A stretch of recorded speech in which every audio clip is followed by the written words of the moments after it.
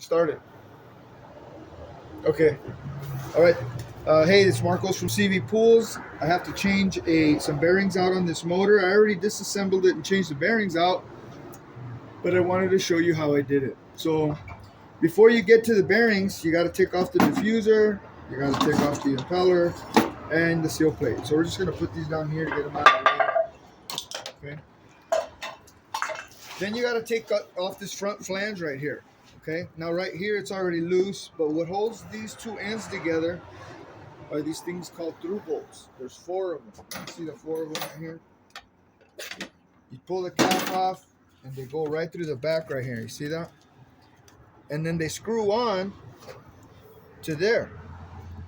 Those four. 1, 2, 3, 4. There's a little cutout for them to go through. Okay. So you undo these, pull all four of them out. Then you get your handy dandy mallet, which is over there, and you just give it a good pop. Now you never hit it with a hammer, because what will end up happening is it's really easy to bend this metal. It'll bend the flange, and then you're not going to have a nice smooth seal, or it's not gonna sit right on the seal plate, and then you're going to have problems with the shaft seal, etc. So once you're done with that, normally what I do is I'll just tap it, and then it comes out like this, right? It'll come out in one piece like this. And then you see the back bearing here, and then there's a front bearing right in there. Now, these are already apart, like I said, so I'm just gonna disassemble it. But you can see that there's a retainer clip right here, okay? That retainer clip is that screw. If you ever wonder what the screws are for, it's for that. So once you tap this back in this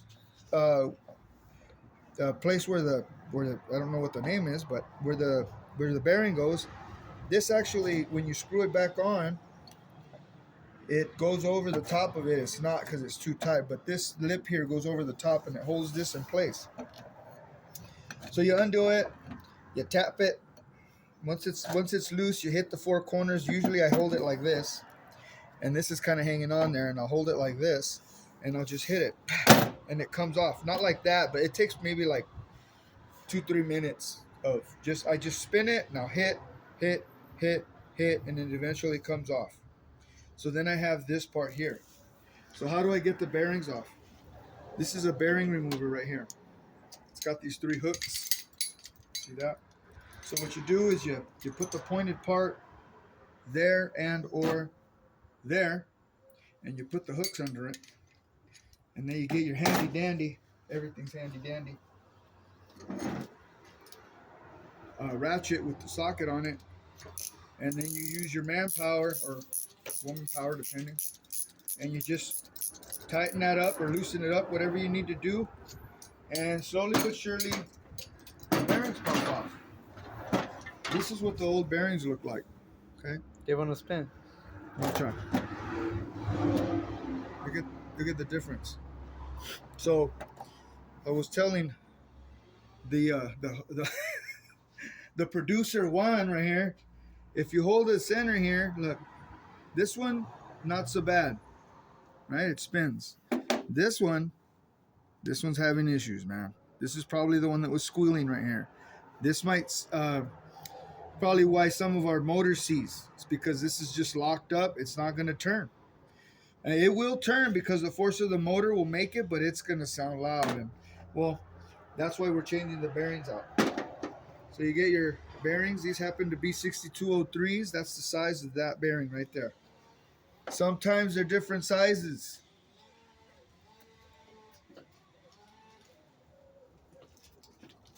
See how this one's bigger? It's even bigger in the box. See? Look at how much bigger that one is. Okay? So just, you don't really know what you're going to get, kind of like Forrest Gump.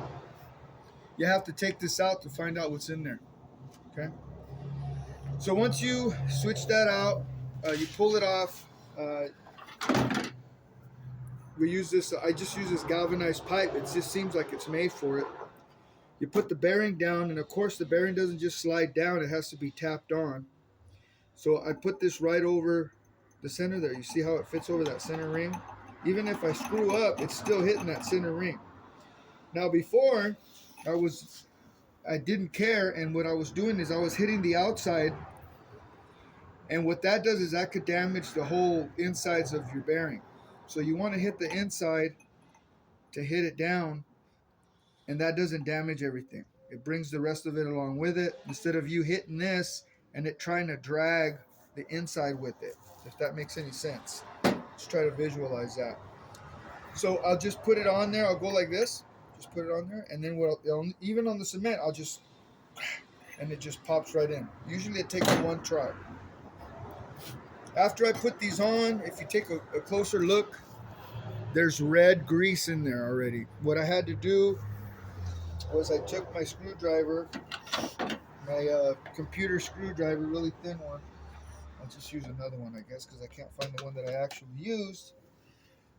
We can do it on this. Look, this is the one that works. Yeah. So you can go right on the outside or on the inside. Usually works better on the inside. Let's see, these are damaged, man, and it pops right out. Look, it's just a cover. Look. So see, do you see any grease in there? And if you do, it's jacked up. It's already dried out, full of dirt. Look. Okay. So what I do is I get this, and I just saturate it. Here, I'll give you an example. Just put it in there like that, and just kind of go right in there. Now that's not enough for the whole bearing, but I just fill it up, and then I just, you smooth it out, and then once you're done, it might not be even with this surface here, but what you do is you get the lid, and then of course with the lid you push it all back in, squish it, and then you just put this might not work as well as a new one, but I think you get the idea. Okay, so then you have a freshly greased bearing, and that's what these look like inside. Okay, try not to get dirt in them, so once you close them, try not to expose them to the elements. Okay, a couple of things. One is that in here at the base where this bearing sits, in at the bottom here, where on the other side of this hole, there is a like a spacer, like a shim. I had some other ones. That's not it. Where did it go? No. Well, they're really thin. Interesting. Anyway, they're spacers. Make sure that they're in there. If you see them fall out, pay attention to that. I'll find mine before I actually put this one back together.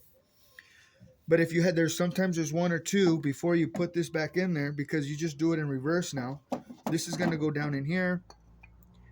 And the way that I tap this back in is, like, again, with a rubber mallet. I'm going to tap this back in till it sits down right with the spacers in there. So this is going to go down maybe another, I don't know. It'll probably leave. You see that?